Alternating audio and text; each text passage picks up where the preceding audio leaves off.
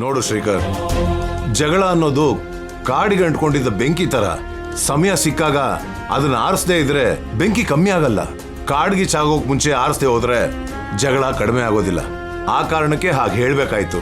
ಜಗಳನ ತಡೆಯೋ ಪ್ರಯತ್ನದಲ್ಲಿ ನೀವ್ ನನ್ನ ವ್ಯಕ್ತಿತ್ವನೇ ಕೆಟ್ಟದಾಗಿ ಮಾಡ್ದಾಗ ಆಯ್ತಲ್ವಾ ಮಾವ? ಅದಕ್ಕೆ ನಿಮ್ಮನ್ನ ಕ್ಷಮಿಸು ಅಂತ ಕೇಳ್ಕೊಳ್ಳೋದಕ್ ಬಂದ್ವಿ. ಎಲ್ಲರ ಮುಂದೆನೂ ಗಾಯ ಮಾಡಿ ಇಲ್ಲಿ ಔಷಧಿ ಹಚ್ಚೋದಕ್ ಬರ್ತಿದ್ದೀರಾ. ಇದ್ ನಿಮಗೆ ಸರಿ ಅನ್ನಿಸ್ತಿದ್ಯಾ ಅಮ್ಮ? ನಿಹಾರಿಕಾ ಮನೆಯಿಂದ ಹೊರಟೋದ್ರೆ ಜಾತ್ಕ ನಮ್ಮನೆ ಹೊಸ್ಲು ದಾಟಿ ಹೋಗುತ್ತೆ. ಅದಕ್ಕೆ ಎಲ್ಲರ ಮುಂದೆ ಹಾಗೆ ಹೇಳ್ಬೇಕಾಗಿ ಬಂತು ಅಷ್ಟೇ ಹೊರತು ನೀನ್ ತಪ್ಪು ಮಾಡಿದ್ಯಾ ಅಂತ ಅಲ್ಲಮ್ಮ. ಬೆಂಕಿ ಸಿಗೋದನ್ನೆಲ್ಲ ಸುಡೋದು ಎಷ್ಟು ನಿಜಾನೋ, ನೀನು ಯಾವ ತಪ್ಪು ಮಾಡೋದಿಲ್ಲ ಅನ್ನೋದು ಅಷ್ಟೇ ನಿಜಾನಮ್ಮ. ನೀವಿಲ್ಲಿ ತೋರ್ಸೋ ಅಭಿಮಾನನ ಅಲ್ಲಿ ಸ್ವಲ್ಪನಾದ್ರೂ ತೋರಿಸಿದ್ರೆ ನಾನು ಎಲ್ರ ಮುಂದೆ ಆರೋಪಿಯಾಗಿ ನಿಲ್ಬೇಕಾಗಿರೋ ಅಗತ್ಯ ಇರ್ತಾನೆ ಇರ್ಲಿಲ್ಲ. ಯಾವುದೇ ಜಗಳ ನಡೆದ್ರು ನೀನ್ ಅರ್ಥ ಮಾಡ್ಕೊಂಡಷ್ಟು ಅವ್ರ ಅರ್ಥ ಮಾಡ್ಕೊಳಲ್ಲಮ್ಮ. ಎಷ್ಟೇ ದೊಡ್ಡ ಸಮಸ್ಯೆ ಬಂದ್ರು ನಮ್ ಕುಟುಂಬ ಬೇರೆ ಆಗ್ಬಾರ್ದು.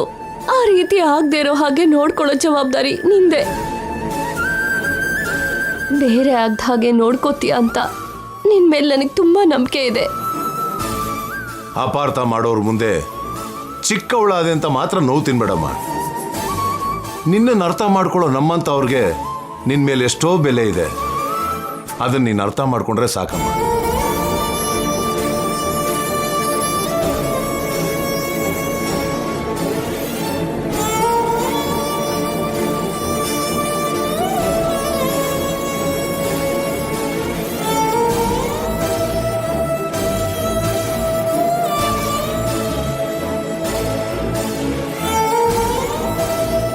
ನನ್ನ ನೋವನ್ನ ಮಂಜಿನ ಹಾಗೆ ಕರಗಿಸಿ ಹೊರಟೋದ್ರು.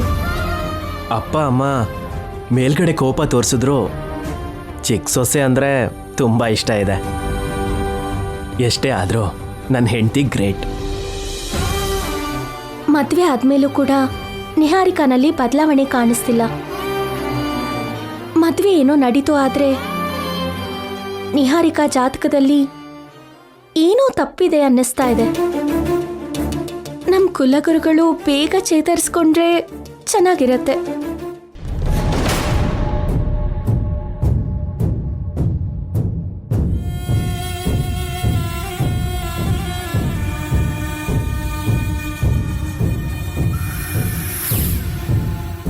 ಒಂದು ನಿಮಿಷ ನಿಲ್ಸು.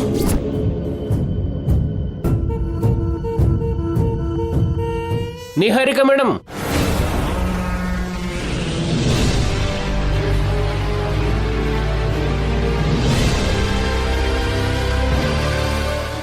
ವೇದವತಿ ಅವ್ರ ಮನೆಗೆ ಬರ್ತಿದ್ದೀನಿ. ಏನಾಯ್ತು ಸ್ವಾಮಿ? ಯಾಕೆ ಇಷ್ಟೊಂದು ಟೆನ್ಷನಲ್ಲಿದ್ದೀರಾ? ನಾನು ನಮ್ಮ ಅಮ್ಮವ್ರ ಆರೋಗ್ಯ ಸರಿ ಇಲ್ಲ ಅಂತ ನಮ್ಮ ಊರಿಗೆ ಹೋಗಿದ್ದೆ. ಇವತ್ತು ಬೆಳಗ್ಗೆ ತಿರುಗಿ ಆಶ್ರಮಕ್ಕೆ ಬಂದೆ. ಗುರುಗಳು ನಿಮ್ಮ ಮದುವೆ ಮಂಟಪಕ್ಕೆ ಬಂದಿದ್ದಾರೆ ಅಂತ ಗೊತ್ತಾಯಿತು. ಗುರುಗಳು ಇಲ್ಲಿವರೆಗೂ ಆಶ್ರಮಕ್ಕೆ ಬಂದಿಲ್ಲ. ಫೋನ್ ಮಾಡಿದ್ರು ಕನೆಕ್ಟ್ ಆಗ್ತಿಲ್ಲ. ಗುರುಗಳು ಬರ್ತಿದ್ದ ಆಟೋಗೆ ಆಕ್ಸಿಡೆಂಟ್ ಮಾಡಿದ್ವಿ. ಸ್ಪಾಟಲ್ಲೇ ಹೋಗ್ಬಿಟ್ರು. ನಿಮ್ಮ ಗುರುಗಳು ಪರಲೋಕಕ್ಕೆ ಹೋಗಿದ್ದಾರೆ ಶಿಷ್ಯ. ಸತ್ತಿರೋರು ವಾಪಸ್ ಹೇಗೆ ಬರ್ತಾರೆ? ಗುರುಗಳು ನಿಮ್ಮ ಮದುವೆಗೆ ಬಂದ್ರಲ್ವಾ, ಅದಾದ್ಮೇಲೆ ಎಲ್ಲಿಗೆ ಹೋಗ್ತೀನಿ ಅಂತ ಏನಾದರೂ ಹೇಳಿದ್ರಾ? ನಿನ್ನೆ ನೀವು ಬಂದಿದ್ದು ಮಾತ್ರನೇ ನನ್ನ ಮದುವೆಗೆ ಗುರುಗಳು ಬರಲೇ ಇಲ್ವಲ್ಲ? ಹೌದಾ? ಹೌದು ಸ್ವಾಮಿ. ಗುರುಗಳ ಬಗ್ಗೆ ಹೇಗೆ ತಿಳ್ಕೊಬೇಕು ಅಂತಾನೆ ಗೊತ್ತಾಗ್ತಿಲ್ಲ. ನನಗೊಂದು ಚಿಕ್ಕ ಸಂದೇಹ. ಏನದು? ಗುರುಗಳು ಶಿವೈಕ್ಯವಾಗಿದ್ದಾರೆ ಅಂತ ನನ್ನ ಅನುಮಾನ. ನಿನ್ನೆಯಿಂದ ಕಾಣಿಸ್ತಾನೆ ಇಲ್ಲ. ಕುರುಹು ಕೂಡ ಸಿಗ್ತಾ ಇಲ್ಲ. ಅಂದರೆ ನಡಿಬಾರ್ದೇನಾದರೂ ನಡೆದು ಅವರು ಸತ್ತು ಹೋಗಿರ್ತಾರೇನೋ ಅಂತ ನನಗನ್ನಿಸ್ತಾ ಇದೆ. ಶಿವ ಶಿವ, ದಯವಿಟ್ಟು ಹಂಗೆಲ್ಲ ಮಾತಾಡಬೇಡಿ. ಗುರುಗಳಿಗೆ ಎಷ್ಟೊಂದು ಆಶ್ರಮ ಇದೆ, ತುಂಬ ಜನ ಭಕ್ತಾದಿಗಳಿದ್ದಾರೆ. ಅವ್ರು ಮಾತ್ರ ಇಲ್ಲ ಅಂದರೆ ಎಲ್ಲರೂ ಅನಾಥರಾಗ್ಬಿಡ್ತಾರೆ. ನನಗೆ ತೋಚಿದ್ ನಾನು ಹೇಳಿದೆ ಸ್ವಾಮಿ. ಅವರು ಸತ್ತಿರಲ್ಲ. ಅಷ್ಟು ನಂಬಿಕೆಯಿಂದ ಹೇಗೆ ಹೇಳ್ತಾ ಇದ್ದೀರಾ ನೀವು?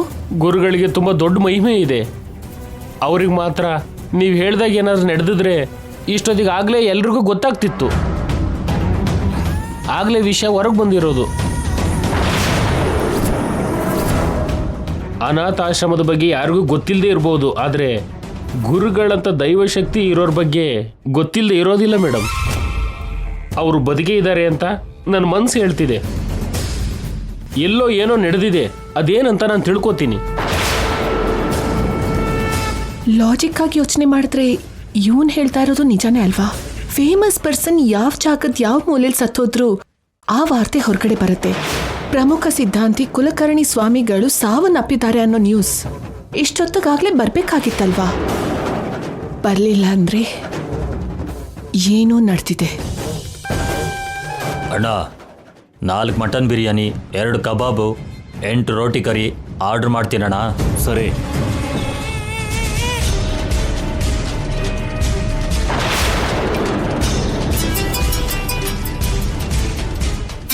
ಏಯ್ ನಿಹಾರಿಕಾ ಮೇಡಮ್ ಕಣೋ, ಇನ್ನೊಂದು ಕೆಲಸ ಬಂದಿದೆ ಅನ್ಸುತ್ತೆ. ಮಾತಾಡೋಣ. ಹೇಳಿ ಮೇಡಮ್. ಕುಲಕರ್ಣಿ ಗುರುಗಳು ನಿನ್ನೆ ನಿಜವಾಗ್ಲೂ ಸತ್ತೋದ್ರಾ ಇಲ್ವಾ? ಸತ್ತೋದ್ರು ಮೇಡಮ್. ಇವಾಗ ಆಟ ಔಟ್ ಯಾಕೆ ಬಂತು? ಅವ್ರ ಶಿಷ್ಯ ಇವಾಗ ಸಿಕ್ಕಿ ನಮ್ ಗುರುಗಳು ಬದುಕೇ ಇರ್ತಾರೆ, ಸತ್ತೋದ್ರೆ ವಾರ್ತೆನಲ್ಲಿ ಬರ್ಬೇಕಾಗಿತ್ತಲ್ವಾ ಅಂತ ಹುಡುಕ್ತಾ ಇದ್ದಾನೆ. ಅದಕ್ಕೆ ನಿಮ್ ಮೇಲೆ ಇವಾಗ ನನ್ಗೆ ಅನುಮಾನ ಬರ್ತಾ ಇದೆ. ಆಕ್ಸಿಡೆಂಟ್ ಮಾಡಿದ್ವಿ ಮೇಡಮ್. ನಮ್ಮ ಕಣ್ಮುಂದೆನೆ ತಲೆಯಿಂದ ರಕ್ತ ಬಂದು ಪ್ರಜ್ಞೆ ತಪ್ಪೋದ್ರು. ಅದಕ್ಕೆ ಸತ್ತೋಗಿದ್ದಾರೆ ಅಂತ ಅನ್ಕೊಂಡ್ವಿ. ಲೇ ಯೂಸ್ಲೆಸ್ ಫೆಲೋ, ಅನ್ಕೊಳ್ಳೋದೇನೋ ಕನ್ಫರ್ಮ್ ಮಾಡ್ಕೋಬೇಕಲ್ವಾ? ಅವ್ರು ಹೋಗಿರ್ತಾರೆ ಅಂತ ನಾನು ಇಷ್ಟೊತ್ತು ಪ್ರಶಾಂತವಾಗಿದ್ದೆ, ಇವಾಗ ಮತ್ತೆ ಟೆನ್ಷನ್ ಶುರು ಆಯ್ತು. ಅವ್ರು ಹೋಗ್ಬಿಟ್ಟಿರ್ತಾರೆ ಮೇಡಮ್, ನೀವೇನು ಟೆನ್ಷನ್ ಮಾಡ್ಕೋಬೇಡಿ. ಸತ್ ಹೋಗಿದ್ದಾರೆ ಅಂತ ನನ್ಗೇನಾದ್ರೂ ಪ್ರೂಫ್ ತೋರ್ಸು, ಅವಾಗ ನಂಬ್ತೀನಿ. ತೋರ್ಸಕ್ಕಾಗತ್ತಾ? ಪ್ರೂಫ್ ಅಂದ್ರೆ ನಿನ್ನಿಂದ ಆಗಲ್ಲ ಅಲ್ವಾ? ನಿಮ್ಮಂಥವ್ರು ಈ ಫೀಲ್ಡಲ್ಲಿ ಯಾಕಿರ್ತೀರಪ್ಪ ತಂದೆ? ನನ್ನಂಥವ್ರಿಗೆ ನಿಮ್ಮಿಂದ ಮನಶಾಂತಿ ಇಲ್ದಿರೋ ಹಾಗೆ ಮಾಡೋದಕ್ಕಲ್ವಾ? ಅದಂಗಲ್ಲ ಮೇಡಮ್. ಏಯ್, ಇವಾಗ ಸುಮ್ಮನೆ ನನ್ನ ಜೊತೆ ಏನೇನೋ ಮಾತಾಡದೆ ಬೇಗ ಹೋಗಿ ನೀವು ಆಕ್ಸಿಡೆಂಟ್ ಮಾಡಿರೋ ಏರಿಯಾದಲ್ಲಿ ಪ್ರತಿಯೊಂದು ಹಾಸ್ಪಿಟಲಲ್ಲೂ ಹೋಗಿ ಹುಡುಕಿ. ಯಾರಾದರೂ ಹಾಸ್ಪಿಟಲ್ಗೆ ಜಾಯಿನ್ ಮಾಡಿರ್ಬೋದು ಅಂತ ನನಗನ್ನಿಸ್ತಾ ಇದೆ. ಸರಿ ಮೇಡಮ್. ಏನಾದರೂ ವಿಷಯ ಗೊತ್ತಾದ್ರೆ ನನಗೆ ತಕ್ಷಣ ಫೋನ್ ಮಾಡು. ಆಗ್ಲಿ ಮೇಡಮ್. ಲೇ, ಆ ಗುರುಗಳ ಬಗ್ಗೆ ಸ್ವಲ್ಪ ತಿಳ್ಕೊಳ್ಳೋಣ ಬನ್ರೋ.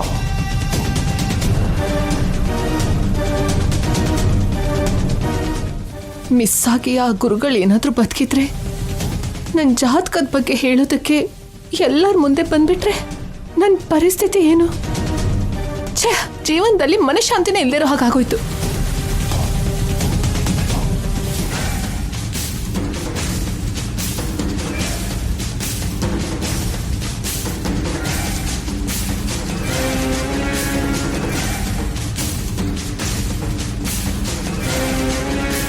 ಡಾಕ್ಟರ್, ತಕ್ಷಣ ಬನ್ನಿ ಅಂತ ಯಾಕೆ ಫೋನ್ ಮಾಡಿದ್ರಿ?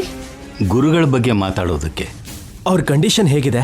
ಏನೂ ತೊಂದರೆ ಇಲ್ಲ ತಾನೇ? ನಾನು ಟ್ರೀಟ್ಮೆಂಟ್ ಮಾಡಬೇಕಾದ್ರೆ ಅವರು ಮಧ್ಯ ಮಧ್ಯ ಒಂದು ಹೆಸರನ್ನ ಕನ್ವರ್ಸ್ತಾ ಇದ್ರು. ಆ ಹೆಸರು ನಿಹಾರಿಕಾ. ನಿಹಾರಿಕಾ ಯಾರು? ಇದಾಳೆ ಬಿಡಿ, ಅವಳಿಂದ ಎಷ್ಟು ಜನ ಡಿಸ್ಟರ್ಬ್ ಆಗಬೇಕೋ ಅಷ್ಟು ಜನ ಆಗ್ತಿದ್ದಾರೆ. ಹೆಸರನ್ನು ಕನವರ್ಸೋದು ಮಾತ್ರನಾ? ನಿಹಾರಿಕಾಗೆ ಸಂಬಂಧಪಟ್ಟ ಹಾಗೆ ಇನ್ನೇನಾದರೂ ಹೇಳಿದ್ರಾ? ಹೆಸರು ಹೇಳೋದು ಬಿಟ್ಟರೆ ಬೇರೆ ಏನೂ ಹೇಳ್ತಿಲ್ಲ. ಬಟ್ ನನಗೇನು ಅನಿಸುತ್ತೆ ಅಂದರೆ, ಈ ಆಕ್ಸಿಡೆಂಟ್ ನಡೆಯೋದಕ್ಕೂ ಮೊದಲು ಅವರು ಯಾವುದೋ ವಿಷಯನ ಶೇರ್ ಮಾಡೋಕೆ ಅಂತ ಹೊರಟಿದ್ರು. ದಾರಿಯಲ್ಲಿ ಆಕ್ಸಿಡೆಂಟ್ ಆಗಿದ್ದಕ್ಕೆ ಅವ್ರ ಮೆಮೊರಿಯಲ್ಲಿರೋ ಕೊನೆ ವಿಷಯ ಮಾತ್ರ ಅವ್ರ ಬಾಯಿಂದ ಹೊರಗಡೆ ಬರಬೇಕು ಅನ್ಕೋತಿದೆ. ಬಟ್ ಅವ್ರ ಕಂಡೀಷನ್ನು ಸಪೋರ್ಟ್ ಮಾಡ್ತಿಲ್ಲ. ಪ್ರೆಸೆಂಟ್ ಸಿಚುವೇಶನ್ ಏನು ಡಾಕ್ಟರ್? ಕಂಪ್ಲೀಟ್ ಕಾನ್ಷಿಯಸ್ ಬರೋವರೆಗೂ ಏನೂ ಹೇಳೋಕ್ಕಾಗಲ್ಲ. ಪ್ರೆಸೆಂಟ್ ಅಂತೂ ಹಾಗೇ ಇದ್ದಾರೆ. I will try my level best. ಗುರುಗಳನ್ನ ನೋಡ್ಬೋದಾ? ಶೂರ್, ಬನ್ನಿ ನೋಡಿ ಬನ್ನಿ.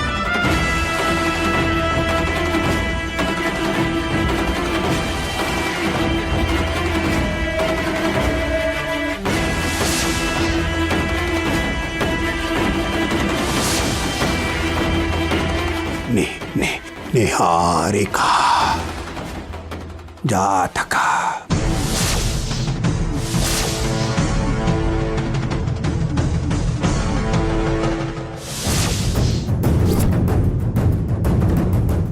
ನಿಹಾರಿಕಾ ಜಾತಕ.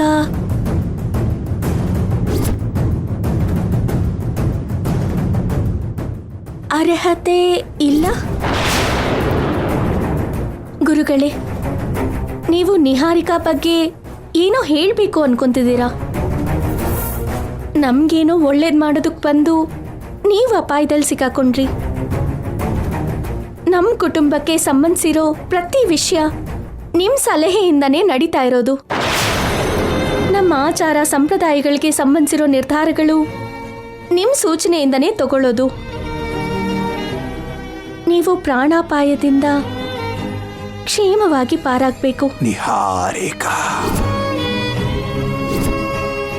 ಜಾತಕ. ಗುರುಗಳೇ, ಗುರುಗಳೇ, ನಿಹಾರಿಕಾ.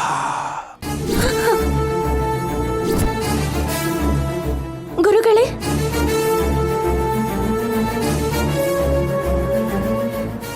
ನಡೀರಿ.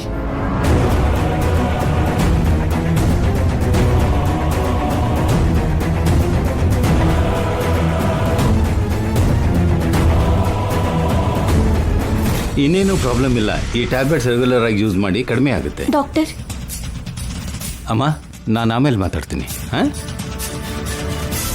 ಆದಾಗ್ಲೆಲ್ಲ ಗುರುಗಳಿಗೆ ಸಂಬಂಧಿಸಿರೋ ವಿಷಯನ ತಿಳಿಸ್ತಾ ಇರಿ ಡಾಕ್ಟರ್. ಶೂರ್. ಅವ್ರಿಗೆ ಕಂಪ್ಲೀಟ್ ಆಗಿ ಪ್ರಜ್ಞೆ ಬರೋವರೆಗೂ ಅವ್ರು ಏನು ಹೇಳಬೇಕು ಅನ್ಕೋತಿದ್ದಾರೋ ನಮಗೆ ಗೊತ್ತಾಗ್ತಿಲ್ಲ. ಅಲ್ಲಿವರೆಗೂ ನಾವು ಗೆಸ್ ಮಾಡೋಕ್ಕೂ ಆಗ್ತಾ ಇಲ್ಲ. ಸರಿ ಡಾಕ್ಟರ್.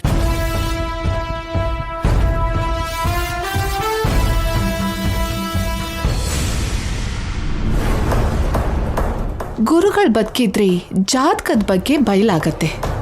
ಮದುವೆ ಆಗೋಗಿದೆ ಅಲ್ವಾ ಅಂತ ಜಾತಕದ ವಿಷಯ ಬಯಲಾದ್ರೂ ಪರವಾಗಿಲ್ಲ ಅಂತ ಅನ್ಕೊಳ್ಬಾರ್ದು. ಯಾಕಂದ್ರೆ ಆ ನಿಜ ಬಯಲಾದ್ರೆ ಈ ಮನೆಯಲ್ಲಿ ವೇದವತಿ ಪ್ರಸಾದ್ ರಾವ್ ಮುಂದೆ ಗೌರವ ಕಡಿಮೆ ಆಗತ್ತೆ. ಹಳ್ಳಿಲ್ ಸಿಗ್ಬೇಕಾಗಿರೋ ಮರ್ಯಾದೆಗಳು ನನಗೆ ಸಿಗದೆ ಕೀಳಾಗ್ಬಿಡ್ತೀನಿ. ಅದಕ್ಕೆ ಆದಷ್ಟು ಬೇಗ ನಾನು ಗುರುಗಳನ್ನ ಹಿಡಿದು ಅವರನ್ನ ಪರಲೋಕಕ್ಕೆ ಕಳಿಸ್ಬೇಕು.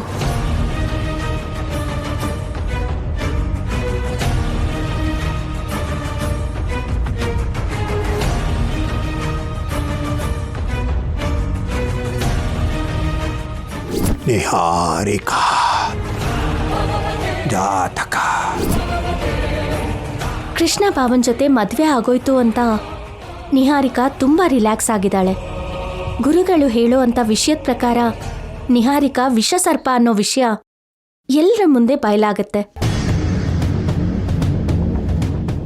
ನಿಹಾರಿಕಾ, ನಿಹಾರಿಕಾ, ನಿಹಾರಿಕಾ.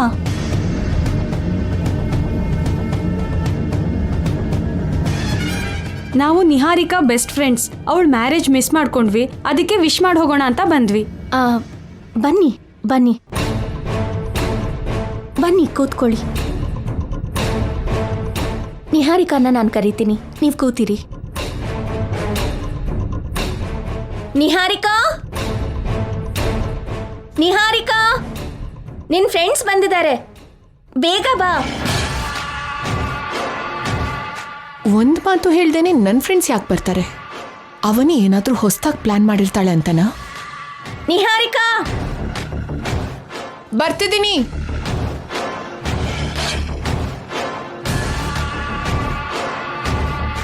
ನೀವು ಕ್ಲಾಸ್ಮೇಟ್ಸಾ?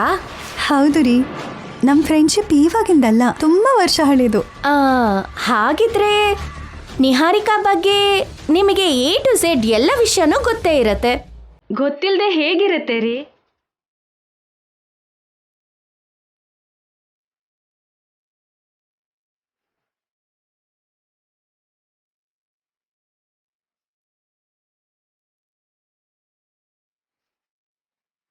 ಸುಷ್ಮಾ, ಸ್ವಾತಿ ಬಂದಿರೋದು ನನ್ನ ಫ್ರೆಂಡ್ಸೇ.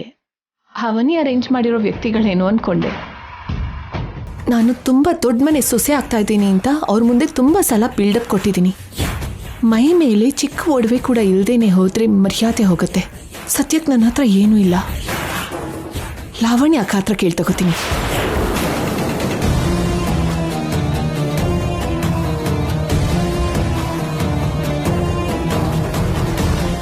ಅಕ್ಕ, ಅಕ್ಕ, ಬಾಲ್ಕನಿಲಿದ್ದಾರಾ?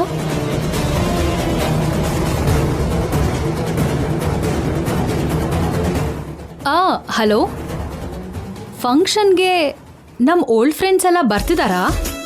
ಎಲ್ರನ್ನೂ ನೋಡಿ ತುಂಬ ದಿನ ಆಗಿದೆ. ವೇದವತಿಯವ್ರ ದೊಡ್ಡ ಸೊಸೆ ಹೀಗಿದಾಳ ಅಂತ ಎಲ್ರೂ ಅನ್ಕೊಳ್ಳೋ ಹಾಗೆ ಒಂದ್ ರೇಂಜಲ್ಲಿ ರೆಡಿ ಆಗಿ ಬರ್ತೀನಿ.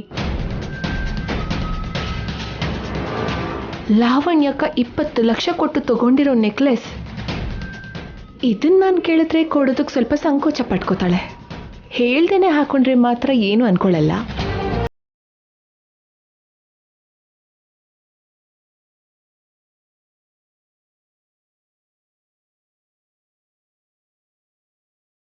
ನೆಕ್ಲೆಸ್ ಒಂದು ಸಾಕು ನನ್ನ ರೇಂಜ್ ಏನು ಅಂತ ಹೇಳೋದಕ್ಕೆ.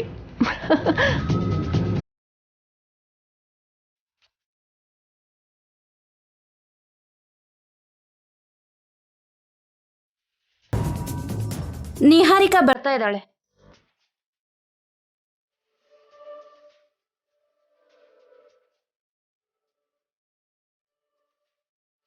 ಹಾಯ್ ನಿಹಾರಿಕಾ.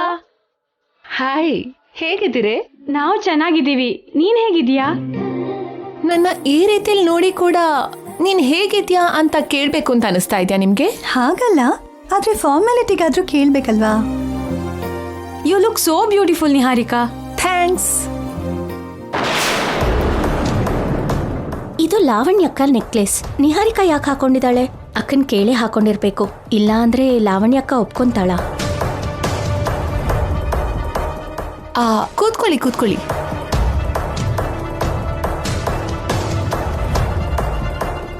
ಇನ್ನೇನ್ ವಿಶೇಷ? ಏನಿದೆ, ನಿನ್ ಮದ್ವೆಗೆ ಬರೋದಕ್ಕೆ ನಾವು ತುಂಬಾ ಟ್ರೈ ಮಾಡಿದ್ವಿ, ಆಗ್ಲಿಲ್ಲ. ಅದಕ್ಕೆ ಇವಾಗ ಭೇಟಿ ಮಾಡ್ಕೊಂಡು ಹೋಗೋಣ ಅಂತ ಬಂದ್ವಿ. ಆಗ್ರಾಕ್ಕೆ ಹೋಗಿ ತಾಜ್ ಮಹಲ್ ನೋಡ್ತಾ ಇರೋದು ಎಷ್ಟು ಬ್ಯಾಡ್ ಲಕ್ಕು. ನಿಹಾರಿಕಾ ಫ್ರೆಂಡ್ಸ್ ಆಗಿದ್ದು, ನಿಹಾರಿಕಾ ಮದ್ವೆಗೆ ಬರ್ದೇ ಇರೋದು ಕೂಡ ಅಷ್ಟೇ ಬ್ಯಾಡ್ ಲಕ್. ಹೌದಾ? ಇದು ನಾನ್ ಹೇಳ್ತಾ ಇರೋ ಮಾತಲ್ಲ, ಜನರೆಲ್ಲರೂ ಹೇಳ್ತಾ ಇರೋ ಅಂತ ಮಾತು. ನನ್ ಮದ್ವೆ ಅಷ್ಟು ಗ್ರ್ಯಾಂಡ್ ಆಗಿ ನಡೀತು. ಮತ್ತೆ ನನ್ ಮದ್ವೆ ಕವರೇಜ್ ಬಂದಿದ್ದ ವಿಡಿಯೋಗ್ರಾಫರ್ಸ್ ಅಂತೂ ಇಂಥ ವೆಡ್ಡಿಂಗ್ ನ ಕ್ಯಾಪ್ಚರ್ ಮಾಡೋದು ಇದೇ ಮೊದಲನೇ ಸಲ ಮೇಡಮ್ ಅಂತ ಹೇಳಿದ್ರು. ಹೌದಾ? ಹೌದೇ?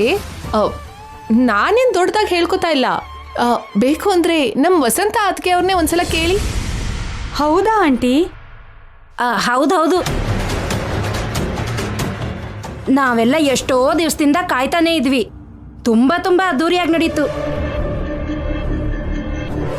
ನಮ್ಮ ಮನೇಲಿ ಇಂಥ ಮದುವೆ ಇದಕ್ ಮುಂಚೆ ಯಾರಿಗೂ ಆಗಿರ್ಲಿಲ್ಲ, ಇನ್ ಮುಂದೆ ಯಾರ್ದು ನಡೆಯಲ್ಲ ಕೂಡ. ಅಷ್ಟು ಕಣ್ಣಿಗೆ ಹಬ್ಬ ತರ ಇತ್ತು. ನೀನ್ ಹೇಳೋ ಅಷ್ಟು ದೊಡ್ಡದಾಗಿ ಮಾತಾಡ್ಕೊಳ್ಳೋದನ್ನ ನಾನ್ ಕೇಳಿಲ್ಲ ನಿಹಾರಿಕಾ. ಅವಾಗ ನೀನು ಊಟದ ಸೆಕ್ಷನ್ ಹತ್ರ ಇದ್ದು ಊಟದ ವ್ಯವಸ್ಥೆನೆಲ್ಲ ನೋಡ್ಕೋತಾ ಇದ್ದೆ ಬಿಡು. ನಿಹಾರಿಕಾ ಅವ್ರು ಯಾರು? ಇವಳು ಅವನಿ ಅಂತ, ನನ್ನ ಕೋ ಸಿಸ್ಟರ್. ಈ ಮನೆಗೆ ಚಿಕ್ಕ ಸೊಸೆ. ಓ, ಅವನಿ ಅಂದ್ರೆ ಇವ್ರೇನಾ? ನನ್ ಬಗ್ಗೆ ನಿಮ್ಮ ಹತ್ರ ಹೇಳಿದಾಳ? ಹಾ, ಹೇಳಿದಾಳೆ. ಏನ್ ಹೇಳಿದಾಳೆ? ಇರೋದಿದ್ದ ಹಾಗೆ ಎಲ್ಲಾನು ಹೇಳಿದ್ದೀನಿ. ಅಂದ್ರೆ ಈ ಮನೆಗ್ ನೀವೇ ಮಹಾರಾಣಿ ಅಂತಾಯ್ತು ಅಲ್ವಾ? ಮತ್ತೆ ಜಾತಕ ಹೊಂದಿಕೆ ಆಗಿರೋ ಸೊಸೆ ಅಲ್ವಾ? ನಿಹಾರಿಕಾಗೆ ಏನ್ ಸಮಸ್ಯೆ ಇರುತ್ತೆ?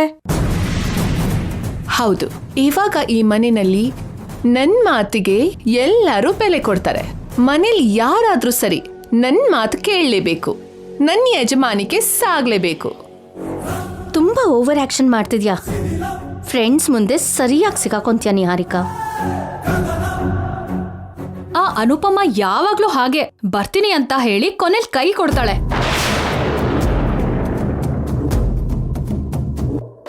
ಈ ನೆಕ್ಲೆಸ್ ತುಂಬಾ ಚೆನ್ನಾಗಿದೆ ನಿಹಾರಿಕಾ. ಡೈಮಂಡ್ಸ್ ಅಲ್ವಾ, ಚೆನ್ನಾಗೇ ಇರತ್ತೆ. ಇದು ನಂದೇ. ರೇಟ್ ಎಷ್ಟಿರತ್ತೆ? ಒಂದ್ 5 ಲಕ್ಷ ಇರಬಹುದಾ? ಏನ್ ಮಾತಾಡ್ತಿದ್ಯೆ? ಡೈಮಂಡ್ ನೆಕ್ಲೆಸ್ನ ಫಸ್ಟ್ ಟೈಮ್ ಇಷ್ಟ ಹತ್ರದಿಂದ ನೋಡ್ತಿದ್ಯಾ ಅಂತ ಅನ್ಸುತ್ತೆ, ಅದಕ್ಕೆ ಈ ತರ ಮಾತಾಡ್ತಾ ಇದ್ಯಾ. ಇದಕ್ಕೆ ವ್ಯಾಲ್ಯೂ 35 lakhs. 35 lakhs? ದೇವ್ರೆ, 35 lakhs? ಯಾ 20 lakhs ನಿಹಾರಿಕಾ. ಇದ್ರ ವ್ಯಾಲ್ಯೂ 20 lakhs. ಕೊಂಡ್ಕೊಂಡಿರೋಳು ನಾನು. ನನಗ್ ಗೊತ್ತಾ, ನಿನಗ್ ಗೊತ್ತಾ? ಸೈಲೆಂಟ್ ಆಗಿರು. ಫ್ರೆಂಡ್ಸ್ ಮುಂದೆ ಬಿಲ್ಡಪ್ ಕೊಡ್ಕೋತಿದ್ದಾಳೆ. ನಾನು ಸೈಲೆಂಟ್ ಆಗಿರೋದೇ ಒಳ್ಳೇದು. ಹಾ, ಇದಕ್ಕೆ ನೀವು ಇಷ್ಟೆಲ್ಲ ಆಶ್ಚರ್ಯ ಪಡ್ತಾ ಇದ್ದೀರಾ? ನನ್ನ ಹತ್ರ ಇಂಥದ್ದು ತುಂಬಾನೇ ಇದೆ. ನಮ್ಮ ಕುಲದೈವ ಅನ್ನಪೂರ್ಣ ದೇವಿ ಮೂಗುತಿ ಕೂಡ ನನ್ನ ಸ್ವಂತಾನೆ. ಅದ್ರ ಬೆಲೆ ಕೆಲವು ಕೋಟಿಗಳಿರುತ್ತೆ, ಗೊತ್ತಾ?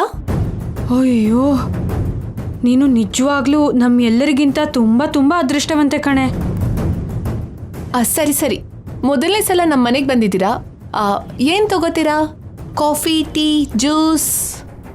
ಜ್ಯೂಸ್. ಅದಕ್ಕೆ ಸ್ವಲ್ಪ ಜ್ಯೂಸ್ ತಗೊಂಡು ಬರ್ತೀರಾ? ನನಗೆ ತುಂಬ ಕೆಲಸ ಇದೆ ನಿಹಾರಿಕಾ.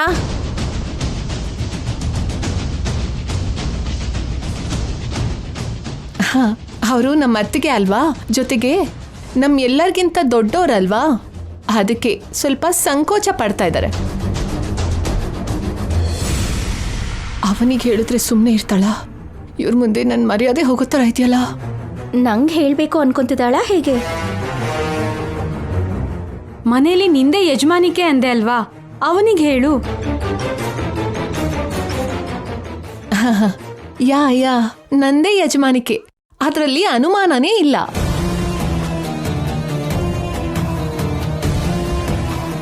ಅವನಿ, ನಮ್ಮ ಫ್ರೆಂಡ್ಸ್ಗೆ ಜ್ಯೂಸ್ ತಗೊಂಡು ಬರ್ತೀಯಾ?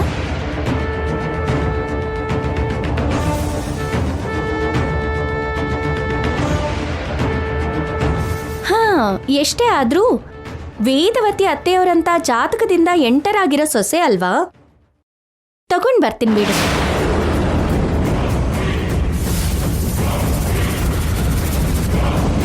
ನೋಡಿದ್ರಾ ನಮ್ಮ ಮಾತು ಹೇಗೆ ನಡೆಯುತ್ತೆ ಅಂತ? ಇನ್ನೇನು ವಿಶೇಷಗಳಿದೆ ಹೇಳಿ.